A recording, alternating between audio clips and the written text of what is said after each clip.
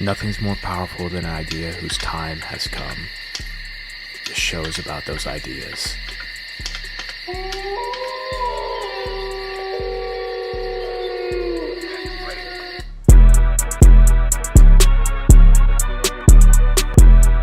Hey everybody, welcome back to the show. Don't mind my deep baritone, sultry voice today because it's a little deeper than usual, mainly because I just got over COVID.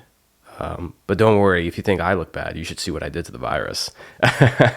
So today's guest is somebody that I followed very closely early in my career as a young marketer and as a business professional, and whose work has profound impact on me, not only in terms of how I think about business in the world, but a lot of my success, and that would be Geoffrey Moore. Now, many of you notice him from his iconic book, Crossing the Chasm, right, which talks about marketing and selling disruptive products to the mainstream customers. We all know about that bell curve, right?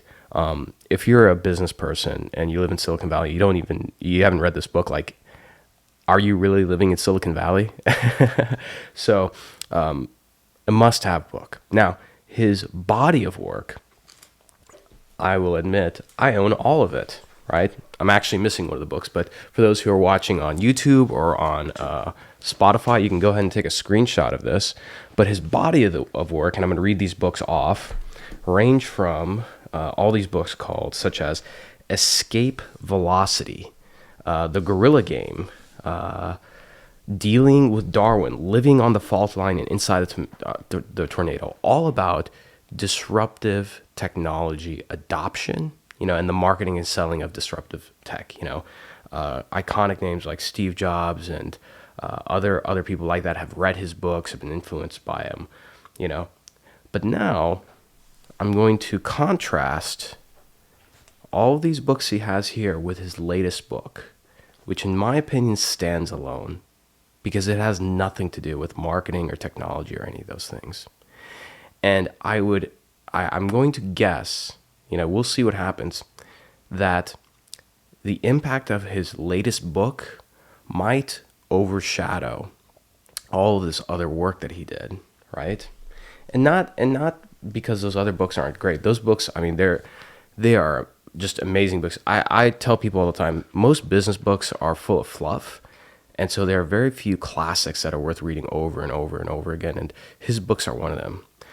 But his latest book is fascinating, and if anything, really demonstrates how good of a writer he is, which, interesting fact, he used to be an English professor at Stanford before going into technology and marketing. So his newest book, called The Infinite Staircase, What the Universe Tells Us About Life, Ethics, and Mortality, right, is fascinating. And I'm going to read to you a little bit of the beginning. So in this bold book, high-tech's best-known strategist makes a seminal contribution to the search for meaning in a secular area. Two questions fundamental to human existence have always been the metaphysical: where do I fit in the grand scheme of things? And the ethical: how should I behave? For many people, religion is no longer a source of answers, and despite a century of more efforts, nothing has really replaced it. Moore uses his signature framework-based approach. Side note, that's the thing that makes him a great author. He writes with punctuality and wit, but he brings a framework. So instead of just writing for the sake of writing, he actually brings a framework so you actually, not only learn something, but change your behavior. Okay, that's what I love about his writing. Anyways, Moore uses his signature framework-based approach to tackle this challenge, taking on an intellectual roller coaster ride through physics, chemistry, biology, the social sciences, and the humanities. Along the way, he builds a metaphorical staircase that leads from the Big Bang to the foundations for ethical action in our daily lives, combining an extraordinary range of scholarship with an accessible and entertaining writing style. The Infinite Staircase, What the Universe Tells Us About Life, Ethics, and Mortality, provides a coherent and unifying platform for full human life. And that's really what this is about. This book is literally his attempt to explain what is the meaning of life. And I got to be honest with you, as somebody who has a background in science, I went to medical school, spent time in business, I don't know if anybody would be able to replicate this. It is extremely well done, and because he takes these extremely complicated topics such as physics and biology and everything, and summarizes in them in a way that he's able to weave them together, make sense. And of course, again, if you're watching on YouTube or on Spotify, there's literally a staircase framework he develops, starting with physics and leading up to analytics and theory about the meaning of life. So, with that being said, let me give you just a real quick background on Geoffrey's background. And before I do, go buy this book. This is a great present for the holidays. It's a great present for when somebody graduates, for anything. This is one of those really unique books. I mean, it's hard to buy books for people because a lot of times the popular ones, people have either bought them or someone bought them for them. This is such a unique book.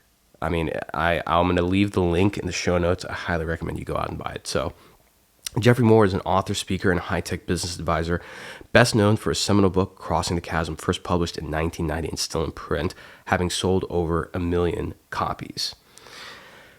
It has been translated into a dozen languages and is still required reading in most business schools. Since then, he's published 6 other best-selling books and advised high-tech enterprises such as Salesforce, Microsoft, Intel, Adobe, Autodesk, Box, Airbnb, and Splunk. Moore has a bachelor's degree in American literature from Stanford University and a PhD in English literature from the University of Washington, where his dissertation was on strategies for living in Edmund Spenser's The Fairy Queen. I have no idea what that is, but I'm going to look that up. Subsequently, he taught literature, conceptual models, and writing at Olivet College before returning to the Bay Area to take on a career in business. So, here's my interview with Geoffrey Moore. Again, there are few authors living today who do such a phenomenal job writing on complex topics, and Geoff Moore is one of them. You're gonna love this interview. Go out, buy this book. This book is, I don't know, $15-20, worth every penny. You'll thank me later. Buy it, put it on your shelf. When the time has come, the book will call to you. I promise. All right, here's our interview with Geoffrey Moore. Enjoy. Mind Loomers, welcome back. I know I went on a little bit of a hiatus. I'm sorry. I missed you. I know you missed me as well. Gosh, do I have a great treat for you. Because coming back, I knew that many of you are like, hey, what's the deal, man? We're starting a new year. We need new books. We need some recommendations. I know. I'm a man of the people. I work for you. And I said, I can't just come back, with just a regular episode. I got to come back in style. I got to make a big splash. And so I'm honored, and quite excited to have the great, the powerful, the legendary, I'm just trying to make him blush, by the way. You are, it's working, it's working. Geoffrey Moore. Jeff, thank you so much for joining us. No introduction needed. Jeff is a very well-respected, legendary author out of Silicon Valley, a technologist, a consultant to great businesses and executives like Mark Benioff, and has this just incredible body of work. Again, I've mentioned this so many times on the show. There's not a lot of good business books out there. A lot of them are just absolute garbage and recycled fluff. Jeff's book, which was written back in the 90s, that was probably the most famous one you know of, is Crossing the Chasm. Sold well over 1 million copies. It's translated in multiple languages. I have my copy here that I've had for a number of years. As people can see, it is bookmarked, it is beaten the hell up. I need to buy a new one. But to kind of segue into this new book that you just released, I pulled this together, and I was shy. My wife's like, no, you should really do this. I'm like, okay, because this is a man who's got this fantastic body of work. I hope to emulate even half of this, right? And I did some working out this morning, but here we go. These are all of his books, and if you're listening to this on podcast, I'm going to count 1, 2, 3, 4, 5, 6. I think I have them all here. This is the body of work ranging from Crossing the Chasm, Inside the Tornado, Escape Velocity, Guerrilla Game, Dealing with Darwin, Living in the Fault Line. This amazing body of work that is focused on technology adoption, on marketing, on business, on investing. A body of work that few authors get to develop in their careers. And at this point, Jeff Moore decides to depart and do something completely different, reinventing himself, and writes a book on what? On business? I said, no, a book on life, specifically metaphysics. And the book is called The Infinite Staircase, What the Universe Tells Us About Life, Ethics, and Mortality. I don't know how the hell you wrote this, Jeff, because the topics in this book can fill up half the bookshelves, behind me.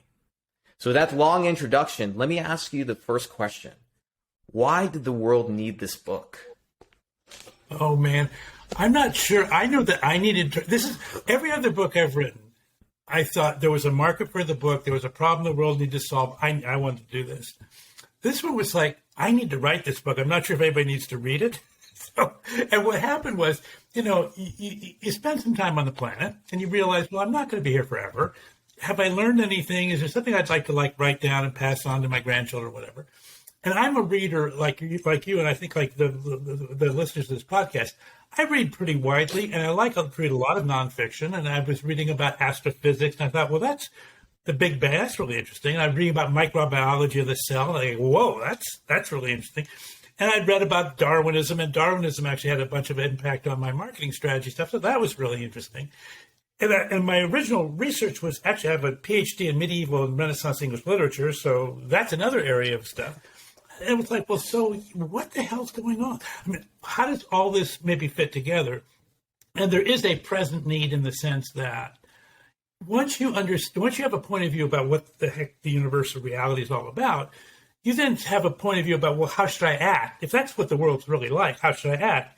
We have a problem right now in that our ethics, which we've inherited from a religious worldview of many centuries, that religious worldview has lost a lot of traction. It's being replaced with a secular worldview, and that's causing our ethics to be called into question, as in the United States, as in, is it truth or Trump? I mean, we're in a world right now where our ethics are really potentially under threat.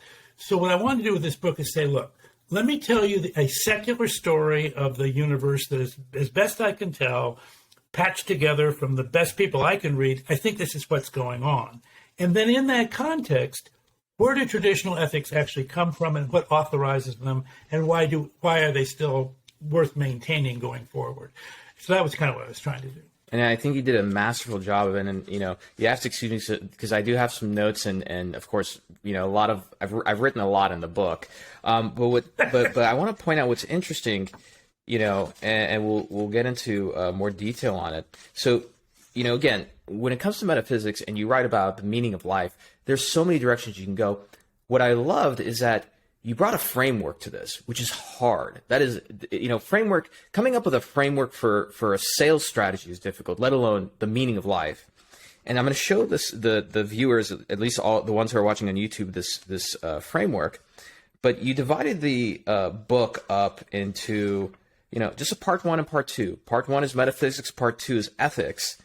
And you essentially go into the metaphysics of entropy, which is a big important part of it to start it all. You go into metaphysics of Darwinism, metaphysics of memes, and of course, me as a marketer and somebody who enjoys reading about culture and why we do what we do, memes and memetics is a big interest of mine. Actually, that was, aside from you writing the book, that was a big, when I looked it up on Amazon, I was like, there's a section on memetics, I have to get this now. And then ethics, but the framework, the infinite staircase, which you call the metaphysics of entropy, right? As the audience can see, starts down here at the bottom with a foundation of physics and then starts moving its way up. We go to chemistry, biology, desire, consciousness, values, culture, language, narrative, analytics, and theory.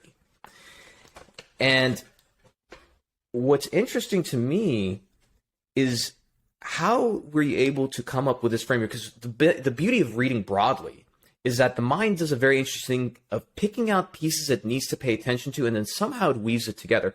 What were you reading or thinking about that all of a sudden started to weave this staircase together where you say, I think I have something to start building on?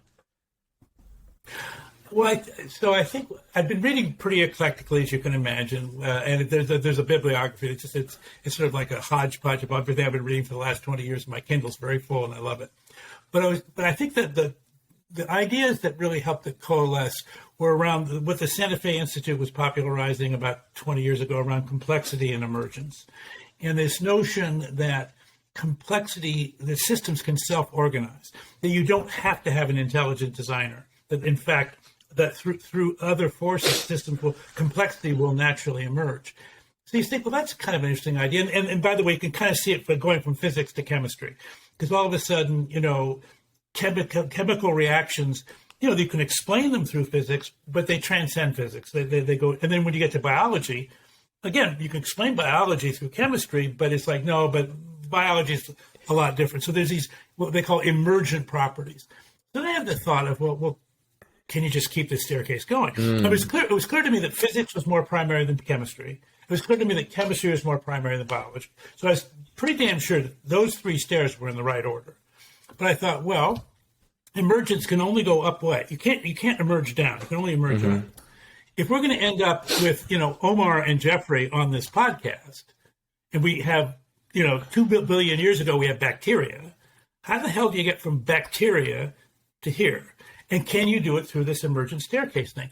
And so I just tried to figure out a path where the rule was every stair above requires the stairs below, but no stair requires a stair above it, right? So in other words, emergence only goes up. It doesn't. Physics does not need chemistry, but chemistry needs physics. Exactly, precisely. So then it was like, well, consciousness was the one. Well, like, where the hell does consciousness come from? I have life. I've got bacteria. Okay, that's good. I have what's the bridge? And so for me, I said, well, multicellular organisms. Okay, I could still get to there I can still be in biology. But then desire and the hormonal signaling. And I thought, okay, that's probably the one that leads to select for consciousness. Because the metaphysics of Darwinism are all based on competition for scarce resources. Well, you don't have a competition unless you have desire. So you have to have desire to get out there to play. Then when you run into scarce resources, the people who perform the best get their genes, perpetuated. And then consciousness became a very good trick. So consciousness, I think, emerges initially as just a good trick for fulfilling desires. And that's kind of cool. And then I thought, well, okay, but what about people and values in particular? And then I realized mammals are different from other animals. Actually, birds are sort of... For two specific reasons you point out in the book, which again, I have a degree in biology. I went to medical school and I was like, this one sentence explains how mammals are similar better than I've read in most books. And what were those two things? If you could share that with the audience. Well, the two things are they nurture their young and they parent their young, essentially. So basically, as a mammal, you learn the first year of your life. If you're not nurtured, you're dead. Right. I mean, mammals cannot survive. So you learn love. You'll call it love. You don't even have a word for love. And if you're a deer, you never will have a word for love. But you experience love then. You experience, complete, total dependence and support from that. And then as you socialize as a mammal, mammals are social animals. They're different from crocodiles. They're different from snakes and whatever. They're not so different from birds. Birds are kind of an interesting combination between a reptile and a mammal. Right, yeah. But the point is when you socialize, you learn social values. So now you learn, and again, Darwin selects for it. If you cannot be sociable as a mammal, you're expelled. And when you're expelled as a mammal from your tribe, you die. Exactly. So in other words, so the core values of Christianity or Islam or any other religion, and the notions of love and respect and fairness and all those things, they're anchored in our mammalian history. They don't have to come from God down. They can come from Bambi up. That's very tweetable, by the way. You should tweet that out. And, what's interesting is that, and I think this is the thing for anybody who has a background in science and everything, which is, even my father, like when he used to do surgery, he'd tell me how exciting he would get when he's doing surgery. He's looking at all of this. He's like, it's just amazing. This all works. When he looks at vasculature, he's like, how's this all happening? But I thought you picked the perfect comic for this, which is with biology going to like consciousness. It's like, here's the formula, etc. And then a miracle happens. And then we have, and it's true, which is like, all these cells that are working in unison and alignment within us, right? There's multiple universes within us. How does that all form together to create consciousness, right? Right now, that when I have an idea, where does that come from? So and by the way, we're still working on the mind-brain relationship. I mean, 3 centuries ago, they were completely dualistic. So Descartes said, you've got a mind and you've got a body, and that's it. And they connect at the pineal gland, right? I mean, and no other place, right? Well, now with neuroscience, we're saying, no, hang on. We know that mental events correlate with physical electrochemical activity in the brain. We know that. We got that. But we still don't have a good sense of where the hell is mind. Right. And I think one of the mistakes we tend to make is we try to locate mind just inside the brain. And it's not how it works. If you and I had never had any socialization, if we were feral children, who were never exposed to language, we wouldn't have a mind. I mean, you'd have an animal mind. You would have qualia, you'd have experiences, but you certainly wouldn't have anything that you and I think of as a mind. Mm-hmm. But that's language inflected, which means we learned it through other people. And then, of course, look, we're both participating in front of a computer. That's part of our extended mind now. Exactly. Google is part of my extended mind. So there's all that. So I think with mind, we have to be very careful not to be reductive to brain. I agree. We can't leave brain behind. Without brain, there is no mind. But you can't just say I can derive all of your mind from your brain, because you can't.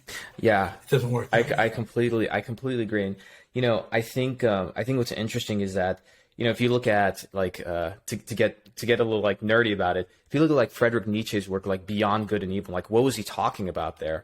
If you look at animals, if you think about a zebra in the savannah, it's beyond good and evil because it's just being. It's not thinking about the future. It's not thinking about the past. It's just right there in the present moment. And human beings cursed, and if you want to look at it in a religious sense, we were cursed with consciousness because now we can think about the future. We can think about the past.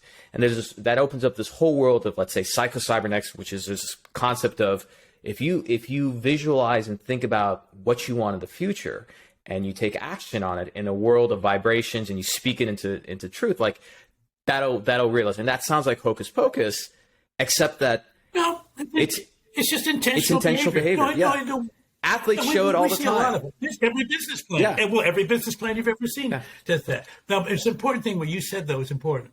So that zebra. So I think there's an animal theory of mind, and I spent a little time on this because I think it's important. Because animals have memories, they have strategies, right? They have a sense of future. They predict. They don't contemplate their future, but they certainly can extrapolate from present tendencies to absolutely. And they also have memories. They say, "Oh, this is a bad water hole. There's lines around." And you probably saw this study, like even if you took a rat that never seen a cat in its entire life and you waft cat odor, the rat will freak out. Where's that coming from, right? Yeah, and so some of that is encoded genetically, and some of that is learned mimetically. So that was the difference between. So that's when we went from Darwinism to memes. So Darwinism is strategies for living that are communicated genetically. And the metaphysics of memes is strategies for living that are communicated socially. So by the way, some of that shows up. We have culture actually showing up before language because tribes of chimpanzees and seabirds and whatever, they teach each other tricks. Mm-hmm. Well, tricks is a socially communicated strategy, right? I mean, it's a trick. You learn how to open the muscle by, the otter in the Monterey Bay is taking a rock and cracking open. And even right? Birds when they're using tools, which is I mean, seeing mammals do that, it's like it is very impressive. When you see a bird do stuff like this, like crows, it's unbelievable. Yes.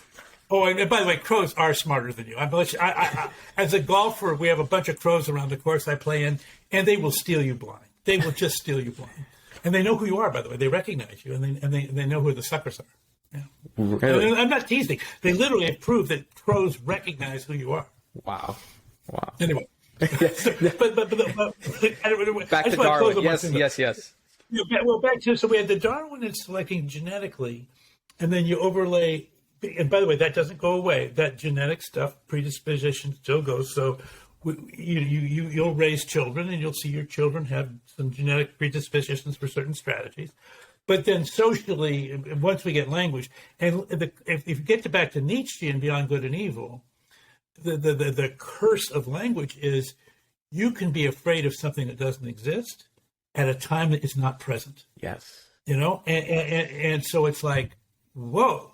And by the way, that same faculty allows you to do strategic imagination, business planning, moral committing, life commitments. You can have a new baby. You can imagine you can start painting the nursery now. I mean, deer can't do that. Yeah, and I want to highlight that because I don't want the audience to miss that. That's a very important thing you just pointed out, because from all the things that I've read, and of course, I'm 35 years old. I'm just starting my life, but I've experienced life enough to realize this is true, which is the difference between the perception of reality within my mind and reality itself are pretty much the same thing, with the exception of me walking in the street and getting hit by a car. But me experiencing, for example, fear in my mind of a future event that hasn't happened and probably won't is no different than me actually experiencing that event.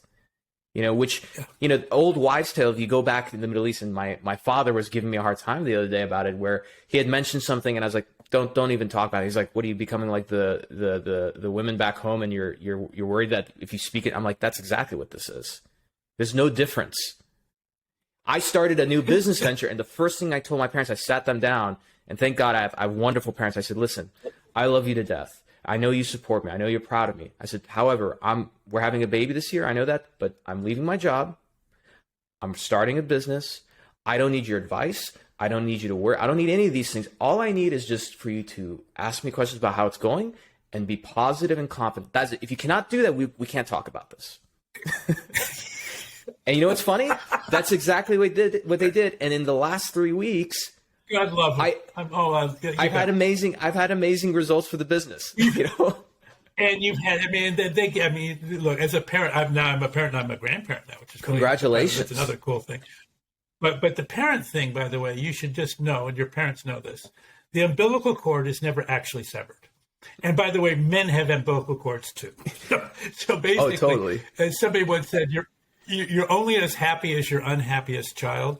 That's so true. These bonds that connect us are they're so powerful, and that's why ethics is so important to keep it anchored in reality and not let it get sidelined. Absolutely. Which is anyway. Quick, just small sidebar. Just having a personal moment. I need to share this with you, and I want to. There's a next section of the book. There's a lot I want to make sure we cover, but something I noticed with my father. My father, very good health, thank God. He's working out a lot and everything. He's 76, so he had me when he was later on in life. And what I've realized with people as they get older, especially our parents, is that one is that they become more sensitive about things, and the other thing is that a lot of times, because you've done everything in life, you sort of revert. I don't really believe we grow up. I think we're all children at heart, and you revert back to childhood. And so for a lot of people who I tell them, maybe you get annoyed that your mother or father calls you every day, right? But you get to have that conversation. And one day they're not going to be there, and you're going to say, well, I wish I had that still. And you have to realize that when somebody does that, especially an older person, it's no different than a child calling you and asking about your day, and nice. Then saying, wanting to share with you what they did that day. So for me, when my father calls, sometimes I'm busy. I'm like, I just talked to him 6 hours ago, but then I try and answer because I realize he just wants to listen to his son. He just wants to share, hey, I went to the gym today. This is what I did, etc. And as busy as you might be, sometimes you need to just shut the hell up and just let your parent talk and just let them feel that you actually care and you want to hear about it. There's a wonderful principle, I think, embedded in what you just said, which is, at one point, there's a sentence in the book about, life is not about you. You're part of life. It's really important. But you can't make your life about you, because if you make your life about you, you end up being too self-centered, too focused. It just doesn't work. And you never feel fulfilled. Something else. You never feel fulfilled. Yeah, you don't. Yeah. The ego wants to be in service. The ego doesn't want to be served. It thinks it wants to be served. And the egos that you see a lot that we call egotistical are people who have actually said, no, I am the center of the universe, and that's how it works. But those people, that is not a path to happiness, and it's not a path to power either. They think they're powerful, but they're actually not. But if you put yourself in service to something, then you get fulfillment when it succeeds. And this is what makes parenting so extraordinary, because this little person's going to show up in your house, Omar, and they're going to own you. Yeah. I mean, you have zero chance. They're right about everything. I mean, when the baby's crying, I can't argue and say there's nothing to cry about. They're right. And the first time they smile at you, you're just going to burst. I mean, so it's amazing. And so that's, we just want to honor that. And you know, we've been through this pandemic for the last couple of years. We've not been able to socialize as much as we needed to. We haven't been able to connect physically as much as we needed to.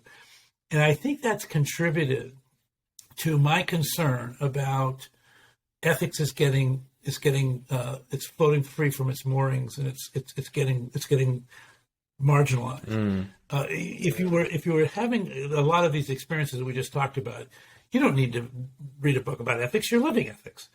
But is this distancing and the digitalization of so much that we do now, it's so digital, and then we have all the digital devices and the digital distractions, and we talk about that a lot. It's marginalizing the core of our humanity if we're not careful. I guess that's the way I put it. No, absolutely. You know, I want to dig into that, and let's use. I think this is a good segue or bridge for this. Somebody who's like very egotistical. So this is gonna be sort of a roundabout question, because I need to fill in some of the audience on these. So first, can you share with us a quick definition of entropy and the second law of thermodynamics before and I'm gonna use that to set up my question. Okay. So the one way to explain the entire universe, if you just wanted to do physics alone, is 13.8 billion years ago there was nothing, and there was we call it a Big Bang, which is it's the most ridiculous Big Bang you ever heard.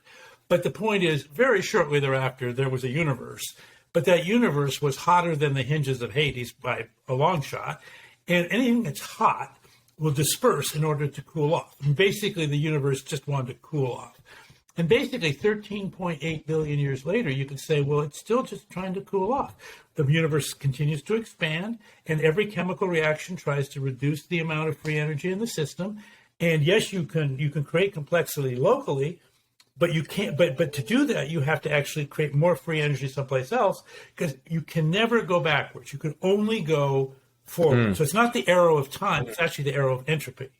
And basically, the metaphysics of entropy says, although the universe is trying to go from this maximum concentration to maximum disorder, in that process, things get tangled up in each other, and they actually create complexity. They actually create more emergent complex systems, what we're seeing on Earth. But they do so by leveraging entropy, not by fighting entropy. Entropy is like a river that runs the mill, that's the mill create the products. At the end of the day, more energy still you can't get 100% of the energy of the river into the mill. That's what the law of thermodynamics says. So it's this world where there's there's infinite energy dispersing itself, and we're tapping into it as we go along. That's the metaphysics of entropy. Got it. And again, what a lot of people don't realize, they think, you have a background in business, everything, you have a PhD in literature. Specifically, it was medieval Renaissance. Okay. Yes. So in that, one thing I love about the book is, again, very complicated subject that you really distill down, that's easy to understand and enjoyable to read. But also you have a great wit to you, because I never heard of this analogy, but I'm going to use it, which is the universe is just like a teenager. It just wants to be cool. Well done. Touche. Thanks. But going back, good. Going back to the ego, do you feel like that's a microcosm of this concept? Because if you think about somebody who's very egotistical, what do they want? The universe is centered around them. They're trying to control everything, right? But that's not going to lead to happiness. And at some point, chaos will emerge, because when you have too much order, disorder will be introduced, because that's how the universe sort of builds on each other, whether it's organisms or consciousness, etc. Is that too far off to say? Is that It's not too far off. I think it's an important thing to say about ego, which is, look, the ego evolved because we needed to have an agent in the world. If you're going to survive, you need to act in the world, and you need to have a kind of a command performance. It's somewhere in the frontal occipital part of your brain. Apparently, this guy's hanging out. it's your decision making. They call it the executive function in neuroscience. And we're talking about is the ego. So the real question is, what is the agenda for that ego? Because the ego wants to do stuff, and the ego needs to measure. The ego is very performance oriented. Needs details. Needs to measure. And by the way, it's a control function, so it wants to be in control. The problem is that, as you just said, control for control's sake leads to unattractive outcomes, but control in service to a higher good leads to very exciting outcomes. And so, why is that? Is that because of novelty? Do you think? Because why is that? Well, it's a good point. Well, first of all, it has to do with success. Meaning, if you put yourself in service to something outside of yourself, the probability that you can enlist others in that cause is much higher, because they also can be inspired. And that has an evolutionary function because of our tribal mentality. Because now we have more of us working together to achieve an outcome. When you say, I'm going to optimize for myself, I can force people. I can be a dictator. I can, or an abusive parent, or at any level. But the universe is now in resistance to you. Meaning, any discretionary time or resource the universe has, they're going to put it someplace else. They're not going to bring it to you. Yeah. And we see that. It's interesting. We even see, and I think, one of the more interesting books I read, because apparently Newt Gingrich, of all the things he's done in his career, he attributes this book to a lot of his success, which is Chimpanzee Politics by Dewall. And they mention in this book, and I tell this to startup founders, which is like, look, even with chimps, you can have one alpha chimp that is the biggest, strongest, meanest, etc. That only lasts so long, because all that needs to happen is two chimps half the size wait for a bad day and they'll kill him, right? Yeah. It's interesting. It's interesting how the world works like that. It is. And by the way, we're all going to die eventually anyway. I have a friend, by the way, one of my favorites. I didn't use this in the book, but his quote about mortality is, "Life is a sexually communicated disease that is 100% fatal." That is. And you go. That is. I can't argue against that. You can't argue with it, right? So you can't. So then you go, okay, well, if that's true, then we're playing this. We're playing the last chapter, as you know, it's called Being Mortal, and it's like, look, we're playing a game that has time limits. So what's the point?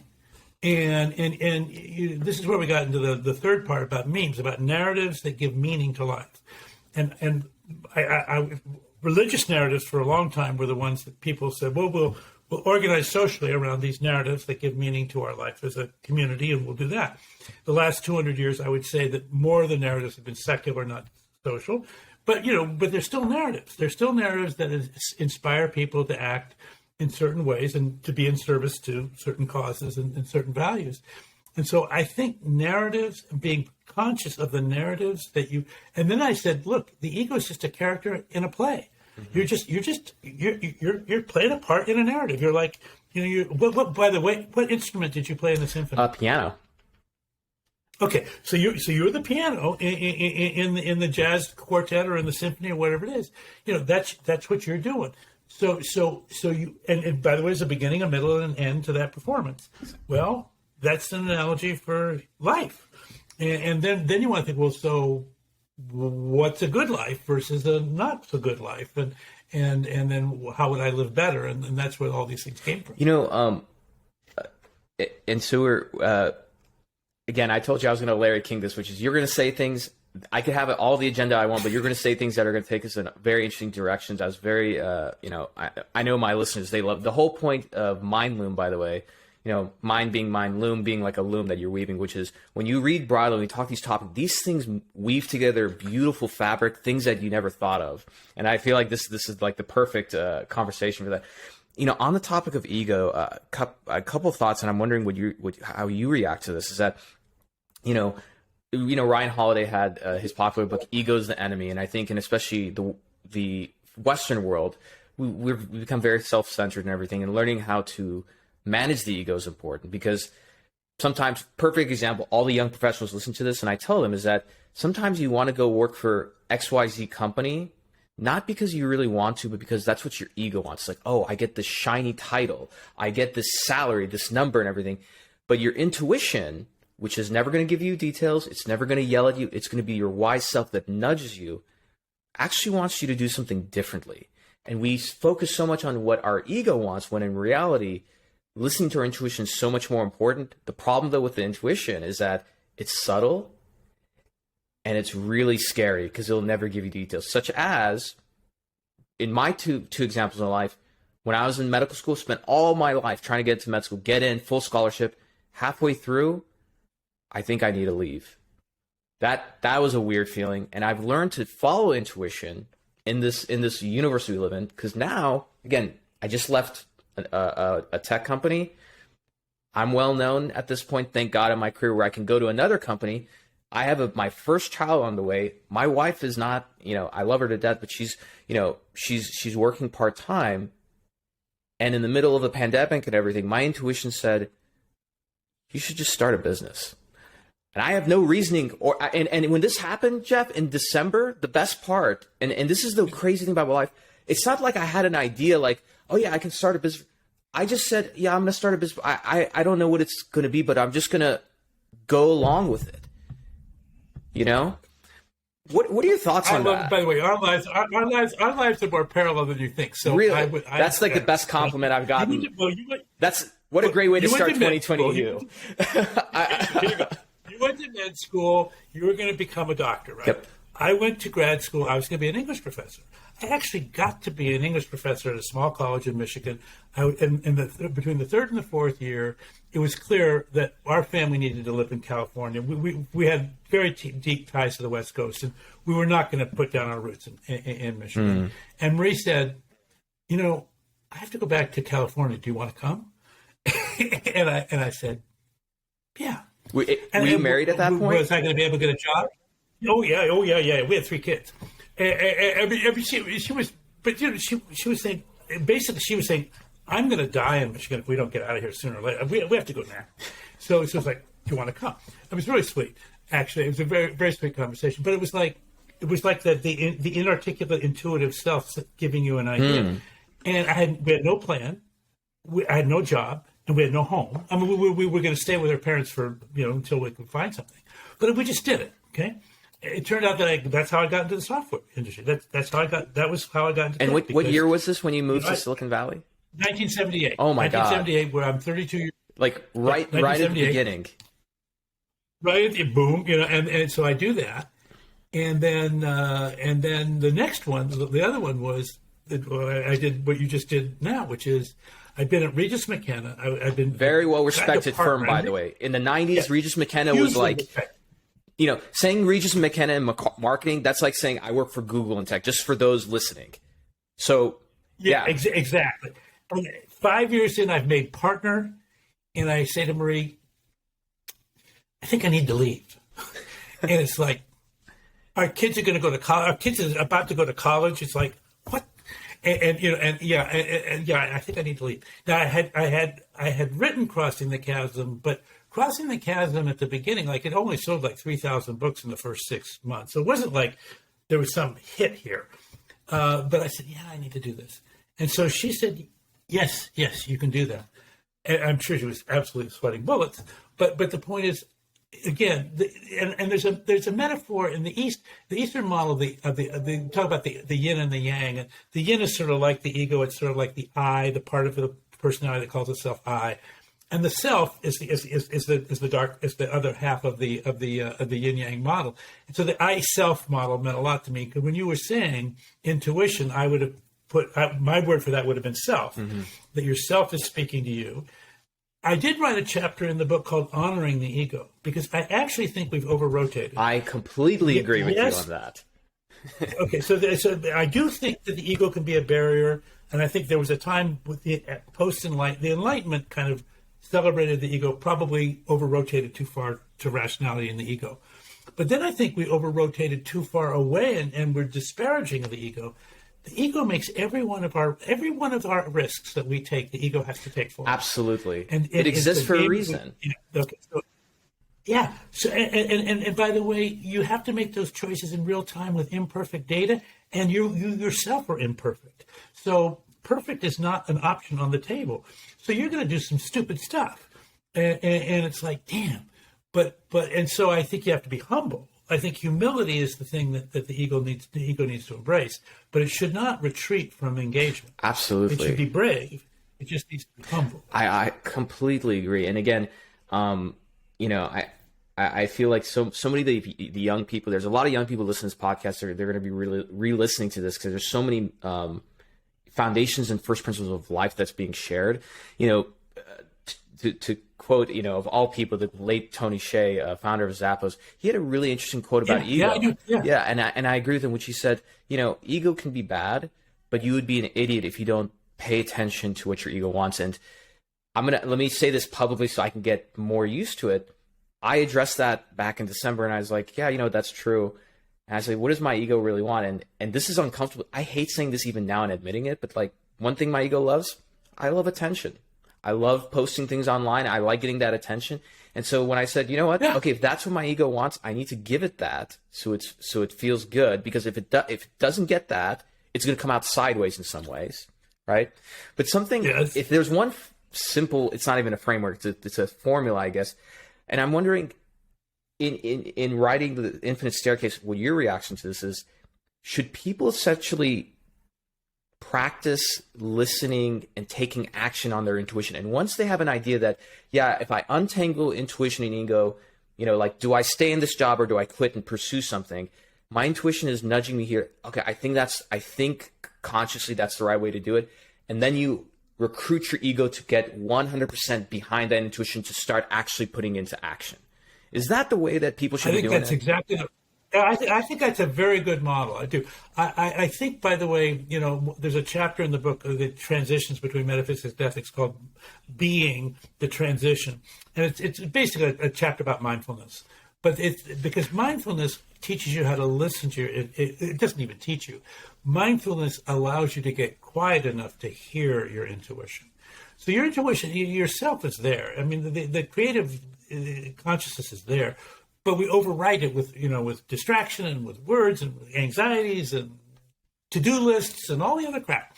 So, and by the way, we got to do much of that stuff. I'm not trying to disparage it, but if that's all you get, then you lose touch with your centered self, or all the stuff that the Eastern traditions try to bring to our attention. You need that now. And I love what you just said, because it's not like you get some message from the self that says, go, That's not how it happens. Immediately just rush off. Yeah. No, it doesn't work that.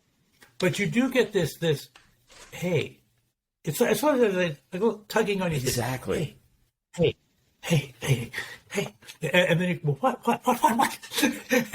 and it takes a while to sort it out. And if you have a relationship of intimacy with someone, and when you talked about your dad, and I'm sure you're going to have that, you have it with your wife, and you're going to have it with your children, you get to share those things in the right moment and with the right tones. And like as you said, hey, Dad, I'm going to do this. I would love to get your support, but I don't want to have to debate it. Debate does not. That whole conversation with the self. There's no place for debate. That is an ego. That's egos talking to other egos. Yes. This is a much quieter conversation, but it's got to be two-way. It can't. You can't dictate to the self, but you also can't.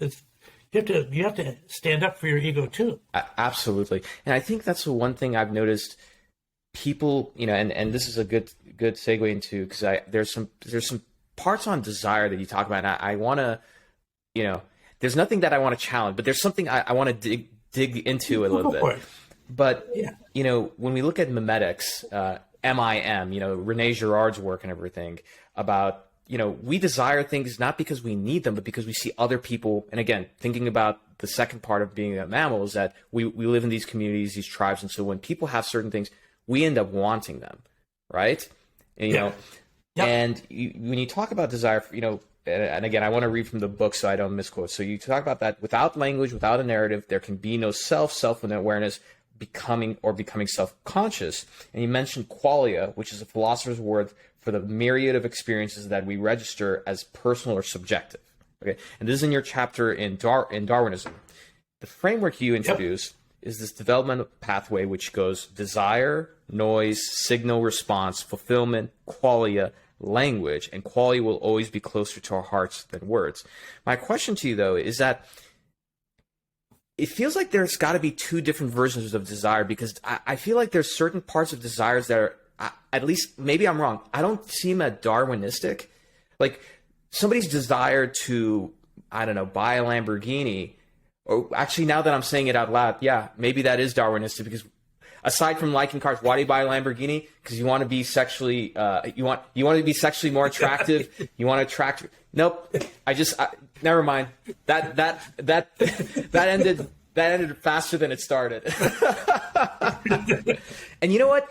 Look what happened there. Isn't that amazing? I was thinking about this when I read this, but the moment that I spoke about it, again, using language and self-consciousness, it kind of solved itself. It's fun. It's fun, and I do think it's important to realize that there is that language.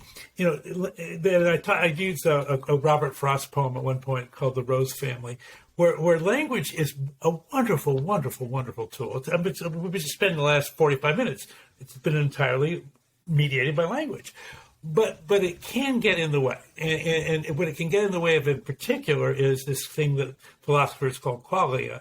And you would kind of, I think it's the same genre as intuition. It's the same thing I'm talking about self, which is understandings that are pre-verbal, and they're just a part of the puzzle, not the whole puzzle. But the problem with language can actually shout them out. It kind of just blocks them if you're not careful, because we tend to classify and be too analytical too quickly.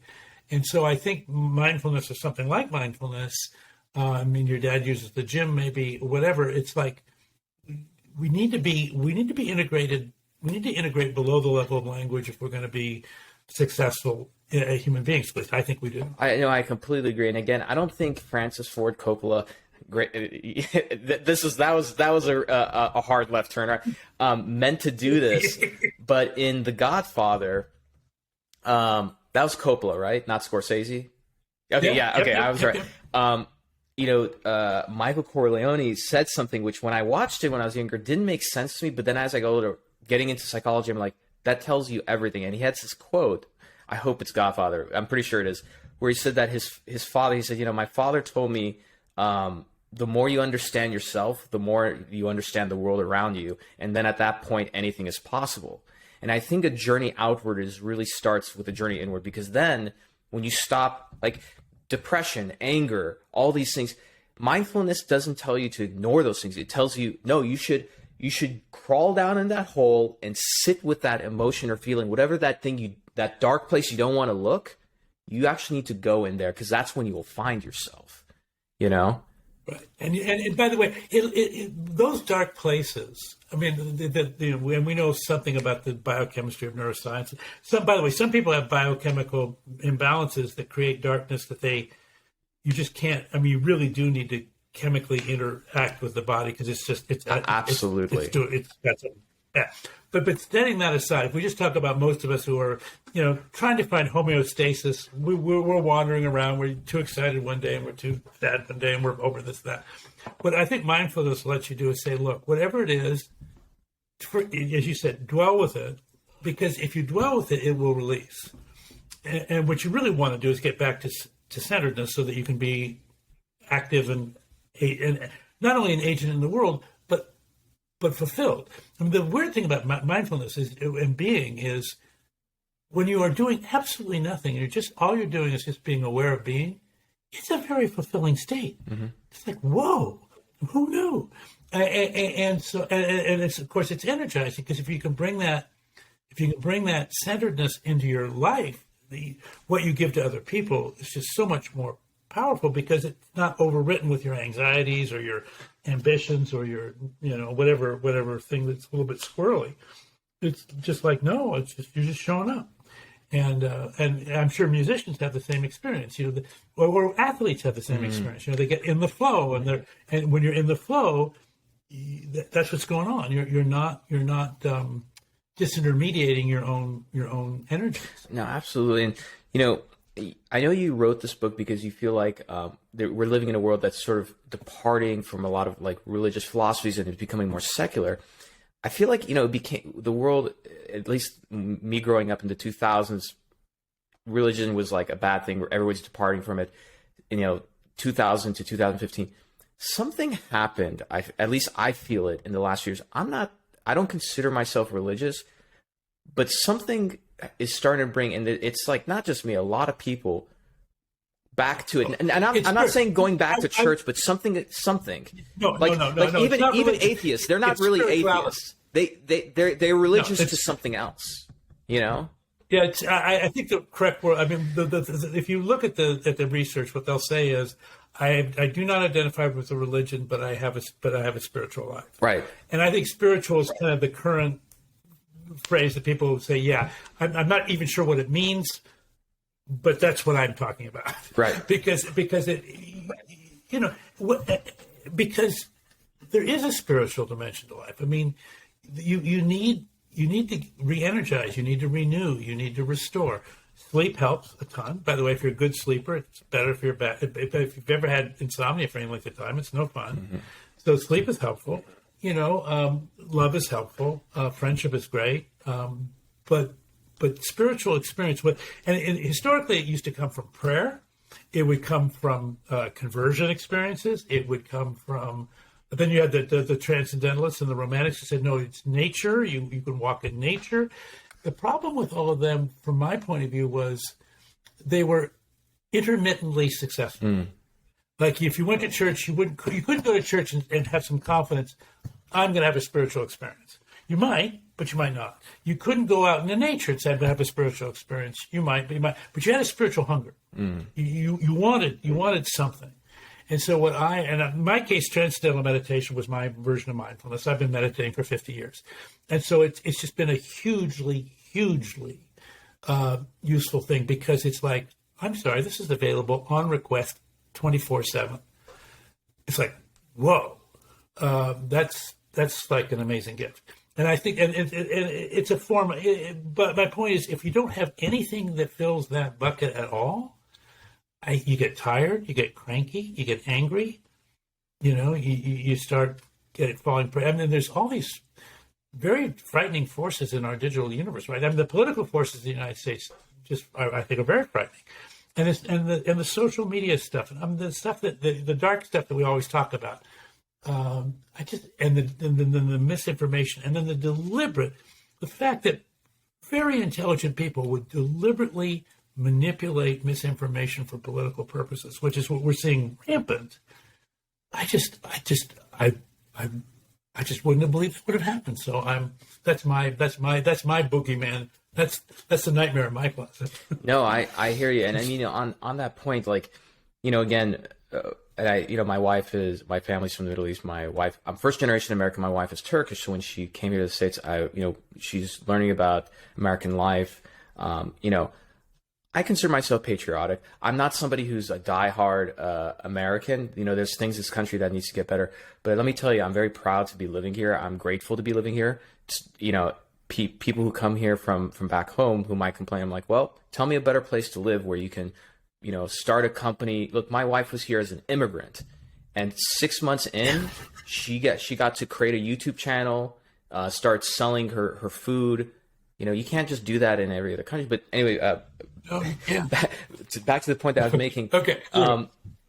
The First Amendment is so important in this country for a reason, because I think the founding fathers who had Christian beliefs that all men were created equal. Slavery. Yeah. There's a lot of history that is not taught correctly. Yeah, right. That'll be another episode. But they believe that because in order to the point of the book, in order to think, to be conscious of everything, you have to speak, you have to articulate. Look at what just happened earlier when I started articulating it. My concern is that while social media was great, it made the world smaller. The problem, though, is that we're not speaking, with the exception of like videos. It's mainly through text.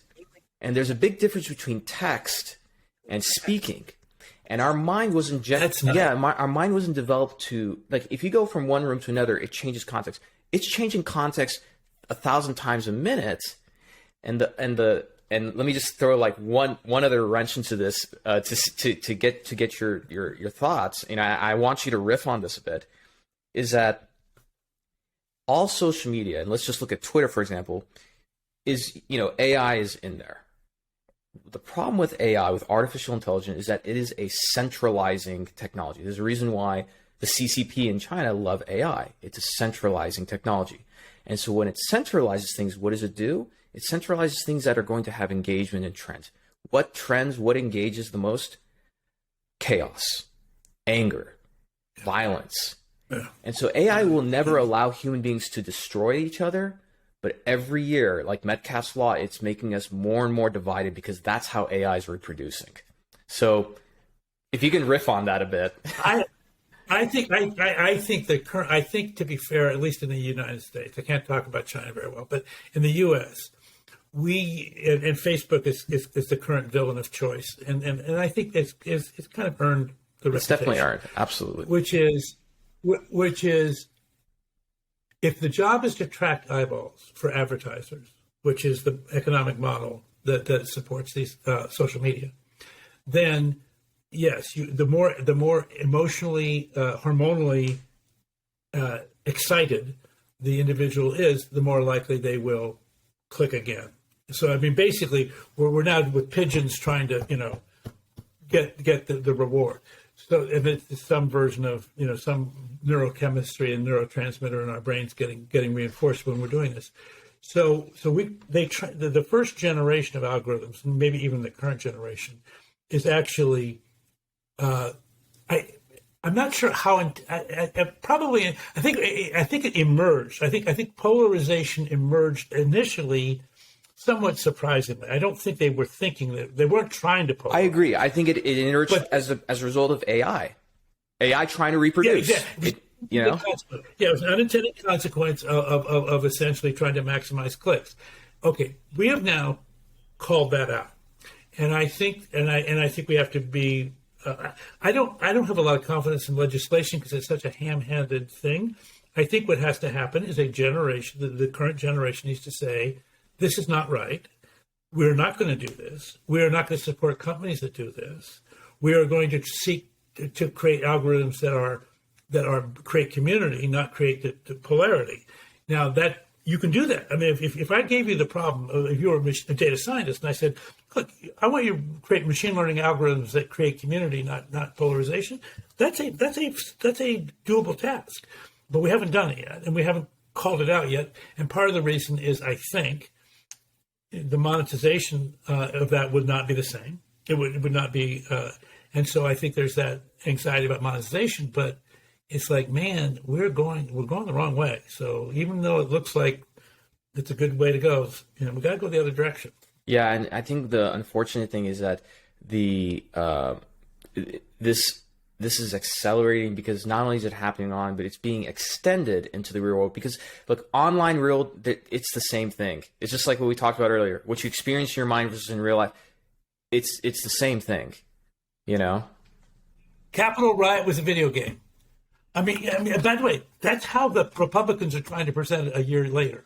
I mean, the Trump narrative is the Capitol Riot was, But the point was, to your point, it was just simply a natural extension of all the polarizing narratives that everybody was hearing. And look, I have a lot more empathy for the people who participated in that riot because I think they were genuinely motivated. I don't agree with their motivation. I certainly don't agree with their behavior. Same here. But I have empathy with them.